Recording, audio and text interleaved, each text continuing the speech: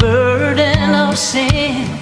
There's power in the blood, power in the blood. యేసు రక్తం అనే కార్యక్రమాన్ని చూస్తున్న కాంతి టీవీ ప్రేక్షకులందరికీ యేసు నామములో వందనాలు తెలియజేస్తున్నాను. గత ఎపిసోడ్స్లో యేసు రక్తం, సంఘం, ప్రస్తుతం విశ్వాస పోలిక గురించి దైవజనులు మనతో మాట్లాడుతున్నారు. మీరు విని దీవించబడుతున్నారని మేము నమ్ముచున్నాము. మనము చివరి దినాల్లో మనం ఉన్నాము కాబట్టి ప్రతి ఒక్కరు ప్రభు రాకడకై మనం ఎదురు చూద్దాం. ప్రతిదినము మన సిద్ధపాటు కలిగి ఉందాం. ఇప్పుడు మా తండ్రి గారైన రెవరెండ్ డాక్టర్ ఎస్ జార్జ్ బాబు గారు వాక్య సందేశం అందజేస్తుండగా మనం శ్రద్ధగా విందాం, దీవించబడదాం. చూస్తున్న ప్రేక్షకులందరికీ వందనాలు తెలియజేస్తున్నాను. Praise the Lord, glory to God. ప్రభువునందు ప్రియ దేవుని బిడ్డలారా, మరొకసారి ఈ విధంగా మిమ్మల్ని కలుసుకోవడం చాలా ఆనందంగా, సంతోషంగా భావిస్తున్నాను. చిన్న ప్రార్థన చేసి మనం వాక్య ధ్యానంలోనికి వెళ్దాం. పరిశుద్ధాత్మదేవా, నా ఊహలు, నా ఉద్దేశాలు, నా సొంత మాటలు, సొంత వ్యాఖ్యానాలు కాదు, మీరేం మాట్లాడండి. నువ్వు మాట్లాడితే దయ్యాలు పారిపోతాయి, నువ్వు మాట్లాడితే రోగులు బాగుపడతారు, నువ్వు మాట్లాడితే పాపాత్ములు రక్షించబడతారు, నువ్వు మాట్లాడితే విశ్వాసులు బలపరచబడతారు. కాబట్టి మీరేం మాట్లాడమని యేసు నామములో ప్రార్థిస్తున్నాను తండ్రి, ఆమేన్. వాక్య ధ్యానంలోనికి వెళ్లే ముందు ఒక చిన్న ప్రకటన చేస్తాను. హార్వెస్ట్ ఆఫ్ జూబిలీ USA అలాగే హార్ట్ టు హార్ట్ వారు సంయుక్తంగా నిర్వహిస్తున్నటువంటి బైబిల్ కాలేజ్, ఇది డిస్టెన్స్ ఎడ్యుకేషన్. అంటే మీరు ఇంటి దగ్గరే ఉండి లెసన్స్ అన్ని చదువుకొని పరీక్ష రాసే పద్ధతిలో CTH certificate in theology, BTH bachelor of theology and BD bachelor of divinity, ఈ 3 ప్రోగ్రామ్స్ని మేము ప్రారంభిస్తున్నాం. ఇంకా వివరాల కొరకు మమ్మల్ని సంప్రదించండి. మీకు ప్రాస్పెక్టస్, అప్లికేషన్ ఫామ్ పంపిస్తాం. ఇక వాక్య భాగంలోకి మనం వెళ్దాం. గత కొన్ని వారాల నుండి విశ్వాస యొక్క పోలికలు అనే సబ్జెక్టును మనం ధ్యానిస్తున్నాం, నేర్చుకుంటున్నాం. ఈ రోజు కూడా మరికొన్ని విషయాలు నేను మీతో పంచుకోబోతున్నాను. వాక్యాన్ని చదువుదాం. యోహాను సువార్త 15వ అధ్యాయం. నేను నిజమైన ద్రాక్షావల్లిని, నా తండ్రి వ్యవసాయకుడు, నాలో ఫలింపని ప్రతి తీగను ఆయన తీసి పారవేయును. ఇలా 1 నుండి 6 వచనాలు కానీ మనం చదివితే ఇక్కడ ఒక విశ్వాసిని దేవుడు తీగతో పోల్చాడు. బ్రాంచెస్, కొమ్మలు, తీగలు. ఫలించుట అనే ఒక ప్రక్రియ, భావం ఇక్కడ మనం చూస్తాం. ఉదాహరణకు కొమ్మల్ని మనం చూసినప్పుడు వాటంతట అవి బ్రతకవు. కొమ్మ నరికేస్తే 2-3 రోజులు పచ్చగానే ఉంటుంది, తర్వాత చచ్చిపోద్ది, ఎండిపోద్ది. ఎన్ని సంవత్సరాలు, ఎంతకాలం అయితే కొమ్మ కాండముతో అటాచ్ అయి ఉంటుందో, జాయింట్ అయి ఉంటుందో, కలిసి ఉంటుందో, అంతకాలం కూడా అది పచ్చగానే ఉంటుంది, చిగురిస్తూనే ఉంటుంది, ఫలిస్తూనే ఉంటుంది, జీవం కలిగి ఉంటుంది, ప్రాణం కలిగి ఉంటుంది. దేవుడు ఒక తీగతో లేదంటే ఒక కొమ్మతో మళ్ళీ ఎందుకు పోల్చాడంటే, మనము కాండము అయినటువంటి యేసుక్రీస్తు ప్రభువుతో కలిసి ఉండాలి, జాయిన్ చేయబడాలి. అప్పుడే మనం జీవిస్తాము, ఫలిస్తాము అన్న ఉద్దేశముతో అలా ఉండాలని దేవుడు కోరుకుంటూ మన తీగలతో పోల్చాడు. ఈ 6 వచనాలలోనూ ఫలించుట అనే మాట 3 డిగ్రీస్లో మనం చూస్తాం. ఫస్ట్ 2వ వచనంలో ఉంది ఫలించుట, ఫ్రూట్. అదే వచనంలో ఎక్కువగా ఫలించుట, మోర్ ఫ్రూట్. 5వ వచనంలో బహుగా ఫలించుట, మచ్ ఫ్రూట్. మనం ఏ విధంగా ఫలిస్తున్నాం? అసలు ఫలిస్తున్నామా? ఎండిపోయిన కొమ్మల్లాగా ఉన్నామా? జీవం లేని కొమ్మల్లాగా ఉన్నామా? ఒకనొక రోజున ప్రభు దారంటే వెళుతూ ఒక అంజూరపు చెట్టును చూసి ఏదైనా ఒక పండు దొరుకుతుందేమో, కాయ దొరుకుతుందేమో తిందామని వెళ్ళాడు ఆయన. అది కాయలు కాసే సీజన్ కాదు. వెళ్ళి ఆ చెట్టు అంతా వెతికితే ఒక్క పండు కూడా, ఒక అంజూరపు పండు కూడా దొరకలేదు. వెంటనే దాన్ని శపించాడు ఆయన. వేళ్లతో సహా ఎండిపోయిందని దేవుని గ్రంథంలో ఉంది. కాబట్టి ఎలా ఉన్నాం మనం? కేవలం ఆకులు, డిస్ప్లే ఉందంతే. లోన పొటెన్సీ లేదు, పవర్ లేదు, అభిషేకం లేదు, ప్రసన్నత లేదు. ప్రియమైనటువంటి బిడ్డలారా, దేవుడు మనలను కొమ్మలతో లేక తీగలతో పోల్చాడు అంటే మనం ఫలించాలని. ఫలించడం గురించినటువంటి మరొక ఉదాహరణ బైబిల్లో ఉంది. ద్రాక్ష తోటలో అంజూరపు చెట్టు. అసలు రెండింటికి మిక్స్ అవ్వలేదు, కాంబినేషన్ కుదరలేదు. ద్రాక్ష తోటలో ద్రాక్ష చెట్టే ఉండాలి, కానీ ఇది ఎక్కడి నుంచి వచ్చిందో వచ్చి పడింది అందులో. 3 సంవత్సరాలు అయింది. 3 సంవత్సరాలు తోటమాలి కష్టపడ్డాడు.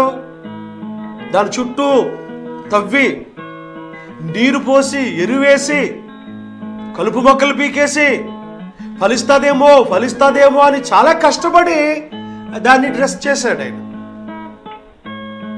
ఒకరోజు యజమానుడు వచ్చాడు. 3 సంవత్సరాలు చూస్తున్నాం, ఇది ఫలించడం లేదు, దీన్ని నరికి పారే అన్నాడు. అప్పుడు తోటమాలి, సార్ ఒక్క సంవత్సరం టైం ఇవ్వండి, దీనికోసం నేను చాలా కష్టపడ్డాను, చాలా ఎక్స్పెక్ట్ చేశాను, నీళ్లు పోసాను, గొయ్యి తీసాను, కలుపు మొక్కలు పీకేసాను, ఎరువేసాను. ఒక్క సంవత్సరం గ్రాంటెడ్. ఎలా ఉన్నాము మనం? ఆయన ఇచ్చినవి అన్ని తినేస్తున్నాం. ఇన్కమింగే అంతాను. రాని రాని రాని రాని దేవుడి ఆశీర్వాదాలు కావాలి, దేవుడి ప్రేమ కావాలి, దేవుడిచ్చే ఆరోగ్యం కావాలి, దేవుడిచ్చే ఆహారం కావాలి, దేవుడిచ్చే ఐశ్వర్యం కావాలి.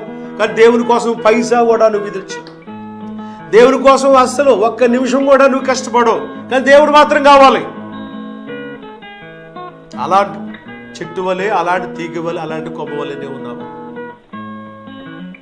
ఈనాటి సంఘాల్లో మామూలు సర్వసాధారణంగా ఫలించేవాళ్ళు కొంతమంది అయితే, ఒక మెట్టు పైకెక్కి ఎక్కువగా ఫలించేవాళ్ళు కొంతమంది అయితే, మరొక మెట్టెక్కి బహుగా ఫలించేవారు కొంతమంది. ఏ కేటగిరీలో ఉన్నావు?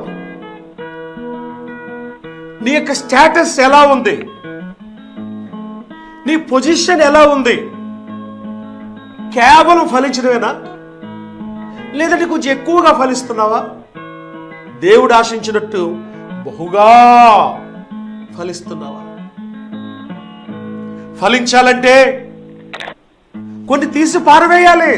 కొన్ని విత్తనాలు దారి పక్కన పడ్డాయి, ఆకాశ పక్షులు వచ్చి ఎత్తుకుపోయాయి, తినేసాయి, మింగేసాయి.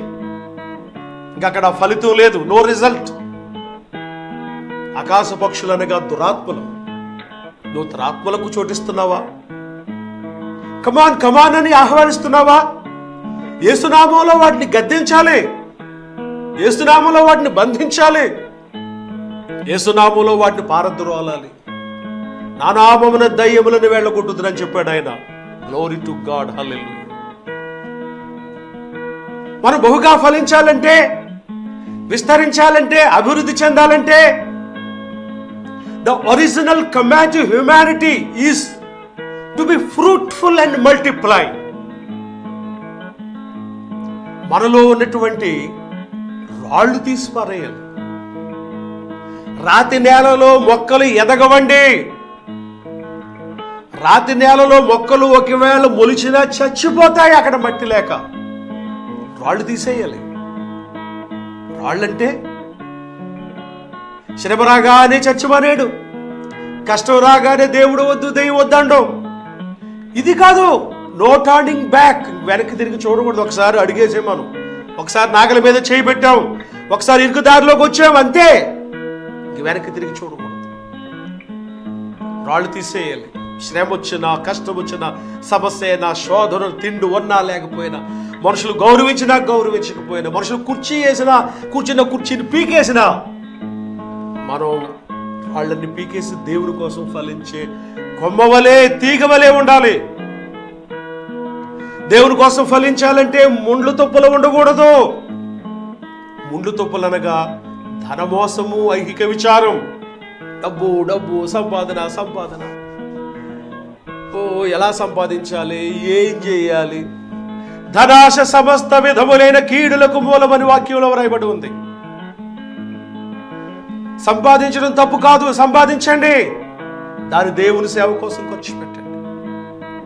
మన సుఖం కోసం, మన సౌఖ్యం కోసం, మన సౌలభ్యం కోసం, మన యొక్క గొప్పతనాన్ని చాటుకోవడానికి కాదు, దేవుని సేవ కోసం ఖర్చు పెట్టాలి. సంఘాల కొరకు ఖర్చు పెట్టాలి, అవుట్ రీచ్ మినిస్ట్రీలో ఖర్చు పెట్టాలి, పేదల కొరకు ఖర్చు పెట్టాలి, విధవరాండ్ర కోసం, అనాథల కోసం ఖర్చు పెట్టాలి. ప్రియబిడ్డలారా, ఫలించే కొమ్మలు.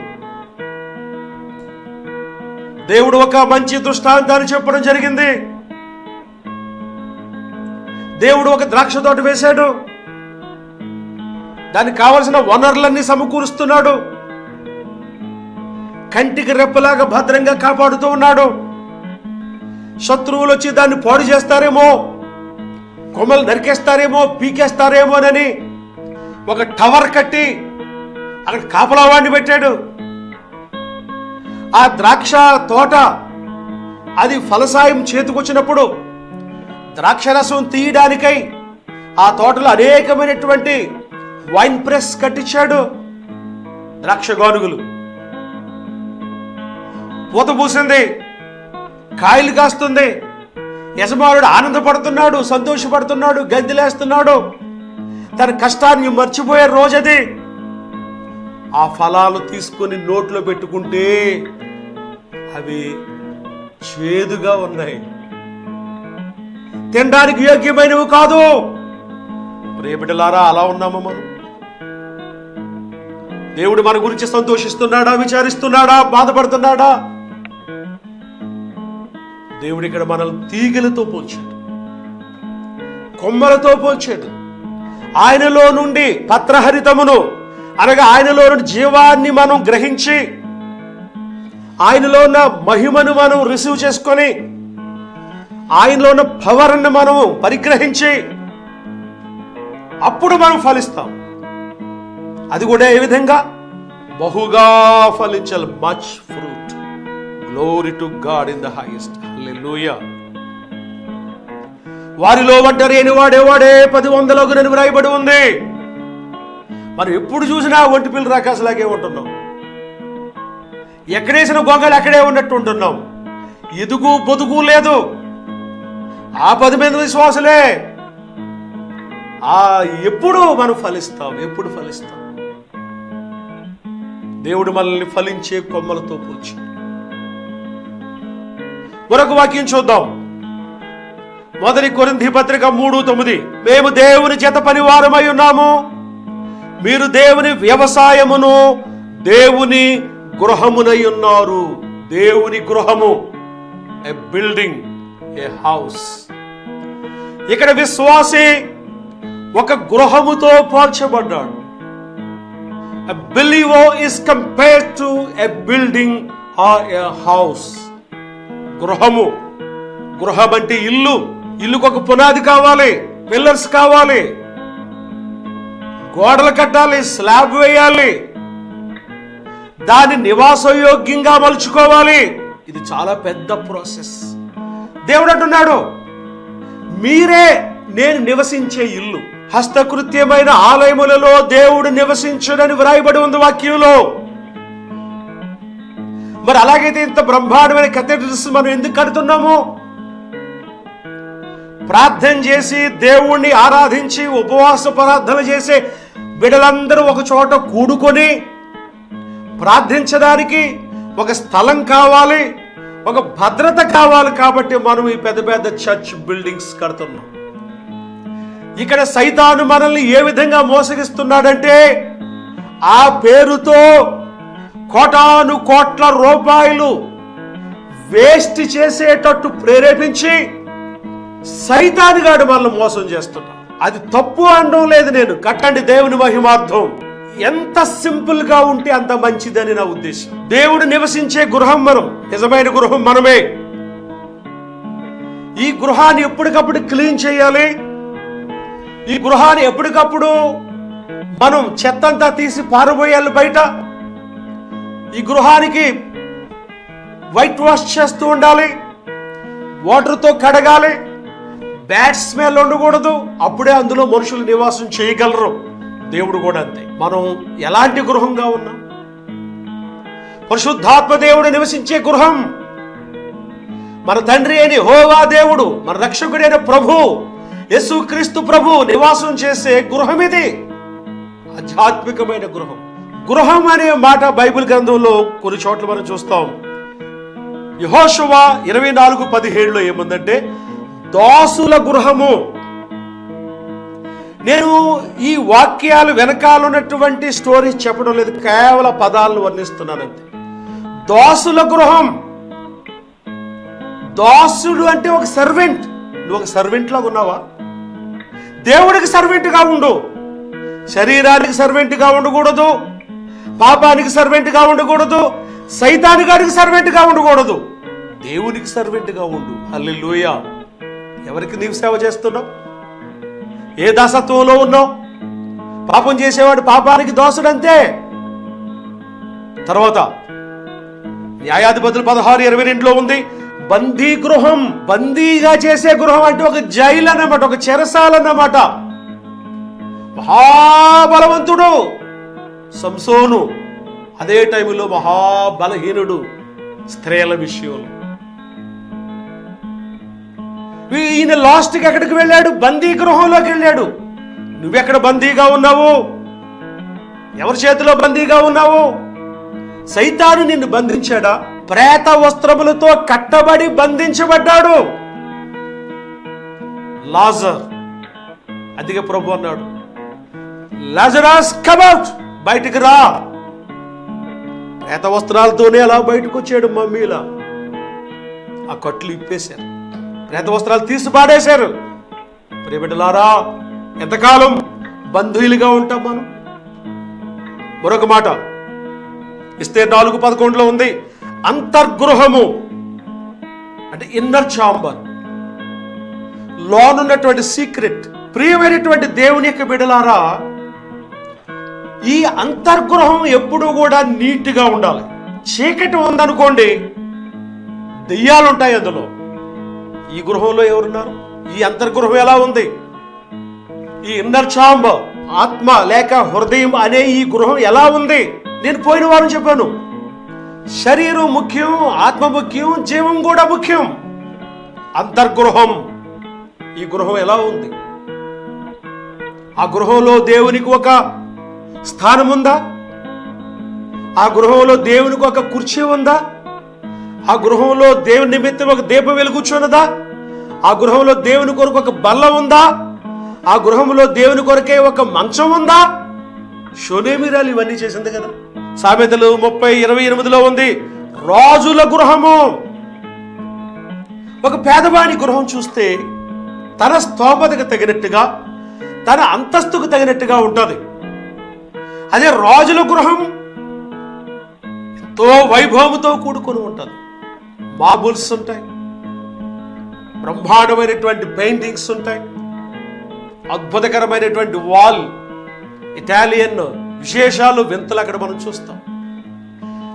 మనం ఒక రాజుల గృహంలాగా ఉండాలి. ఈ ఇల్లు దెయ్యాల కొంపలాగా కాదు, సైతాను గారు నివసించే ఇల్లు కాదు.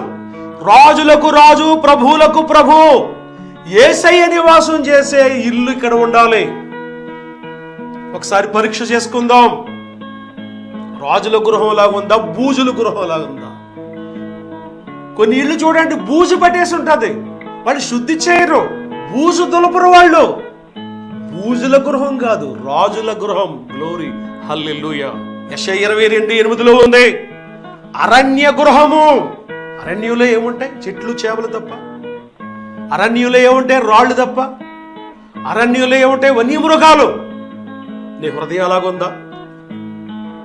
నీ ఆధ్యాత్మికమైన ఇల్లు ఆ విధంగా ఉందా?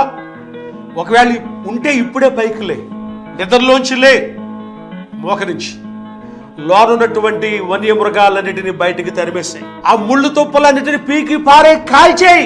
అక్కడ ఒక దీపం వెలిగించు. నీ హృదయం అరణ్య గృహంలాగా ఉండకూడదు, రమ్యమైన గృహం వలె ఉండాలి, అందమైన గృహం వలె ఉండాలి. అందులో ఆయన నివాసం చేయాలి. గ్లోరీ, హల్లెలూయా. యెషయా 32:13 ఉంది, ఆనంద గృహము, ఆనందం, సంతోషం. మన హృదయం నిండా ఆనందం ఉండాలి. ప్రభువునందు ఆనందించుడే.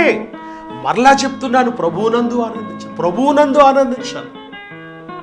డబ్బుందని ఆనందం, డిగ్రీస్ ఉన్నాయని ఆనందం, స్పాన్సర్షిప్ ఉందని ఆనందం, వస్తు వాహనాలు ఉన్నాయని ఆనందం, తప్పులేదు. దాని యందు నీవు అతిశయించవద్దు, దాని యందు నీవు ఆనందపడవద్దు. ప్రభువును బట్టి ఆనందపడు. పేద స్థితిలో ఉన్నావా? నాకు దేవుడున్నాడు, నవ్వుతూ ముందుకెళ్ళిపో. అసలు ఇల్లే లేదా నీకు? నాకు దేవుడున్నాడు, సంతోషంగా జీవించేసి. బ్యాంక్ బ్యాలెన్స్ నిల్ కదా, ఏం బాధపడొద్దు. దేవుడున్నాడు, ఆయనలోని నేను ఆనందిస్తున్నాను, నవ్వుతూ వెళ్ళిపో. అప్పులు తీర్చలేకపోతున్నా కదా, ఏం బాధపడొద్దు. ప్రభు ఉన్నాడు, ప్రభువులో ఆనందించు, నువ్వు ప్రభువులో సంతోషించు. ఆనంద గృహం ఇక్కడ వ్రాయబడి ఉంది. నీ మామూలు ఇల్లు ఆనందంగా ఉండాలి, నీ హృదయం కూడా ఎప్పుడు విచారో దుఃఖో ఉసూరుమంటూ ఏదో పోగొట్టుకున్న వాళ్ళలాగా ఎవరితో మాట్లాడకుండా ఓ మూలను కూర్చొని, అలా కాదు. ఆనంద గృహం అని ఉంది ఇక్కడ. ఆనందంగా జీవించాలి ప్రభువులు. ఏమి లేకపోయినా, ఏమి ఉన్నా, ఆరోగ్యం ఉన్నా, ఆరోగ్యం లేకపోయినా, సంఘం ఉన్నా లేకపోయినా, విశ్వాసులు వస్తున్నా రాకపోయినా, ప్రభువుని బట్టి ఆనందించు. Glory to God in the highest. 22:15 ఉంది, దేవదారు పలకల గృహం. దేవదారు మానుతో బ్రహ్మాండమైన ఇల్లు కట్టించుకున్నాడు ఇక్కడ.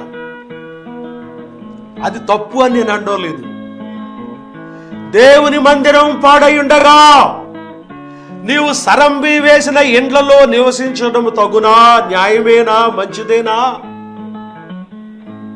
దేవుని ఇల్లు పాడైపోయింది, దేవుని సంఘం పాడైపోతుంది, సేవ జరగడం లేదే. ఎంతో సేవ జరిగిపోతుంది, సేవ చేసేస్తున్నాం అనుకుంటున్నాం. మనం ఏం చేస్తున్నాం? చెప్పిన వాళ్ళకే చెప్పి వచ్చేవాళ్ళే వస్తున్నారు. ఈవేళ ఒక 50 మంది వస్తే వచ్చేవారు వాడు మనిషి ఇంకో 50 మంది, మొత్తం వాళ్ళే అలాగా తిరుగుతున్నారు అంతే. కొత్త వాళ్ళే రీ. కొత్త ఆత్మలు ఎక్కడా? నూతనాత్మల కోసం మనం చేసే పని ఏమన్నా ఉందా? నూతనాత్మలు సంపాదించే అవుట్ రీచ్ మినిస్ట్రీ ఉందా?